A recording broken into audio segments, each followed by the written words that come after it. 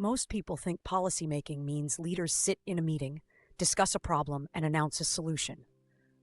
That's too simple. The policymaking process is the full journey of how a public problem becomes a government decision, then becomes a real service, rule, program, or reform. In simple words, it is how governments move from something is wrong to this is what we are going to do about it. And this process matters because a bad policy is not always bad because the idea was wrong. Sometimes it fails because the process was weak from the beginning. The first step is problem identification. A government must clearly understand what problem it is trying to solve. Is the issue unemployment, inflation, traffic, crime, poor education, hospital pressure, pollution? But here's the catch.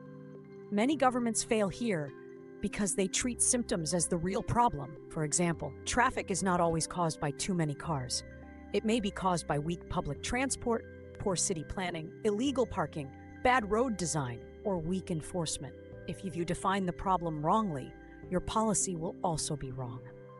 The second step is agenda setting. This means deciding which problems deserve government attention right now.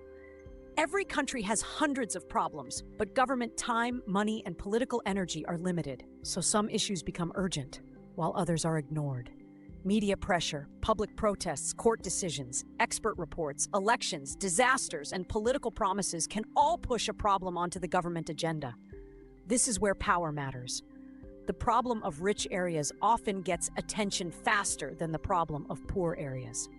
Some voices are heard, while others are invisible. Then comes policy formulation.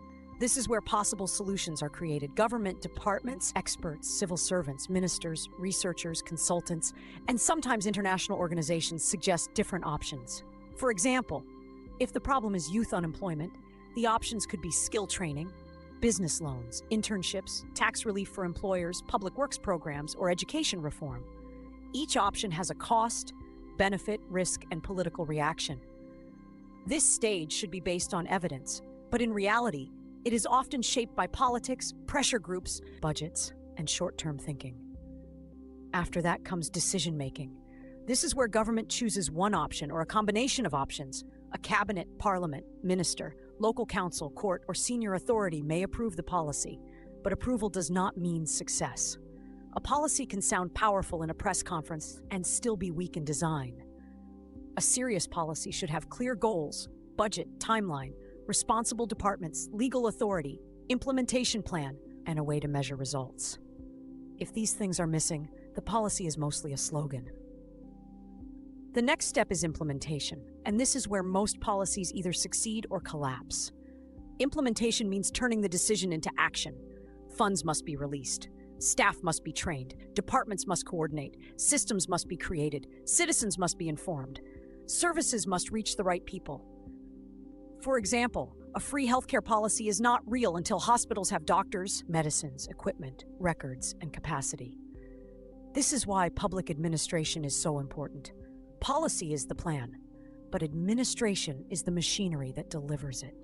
Finally comes monitoring and evaluation. This means checking whether the policy actually worked. Did it solve the problem? Did it waste money? Did it help the right people? Did it create new problems? Did corruption enter the system? Did the results match the promise? Without evaluation, governments keep repeating failed policies because nobody measures the truth. And here is the brutal reality. Many governments love announcing policies, but they hate evaluating them honestly because evaluation exposes failure.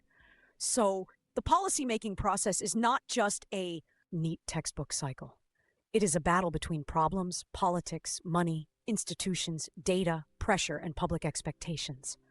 A strong country does not only make policies quickly, it makes policies carefully, implements them honestly, and evaluates them seriously.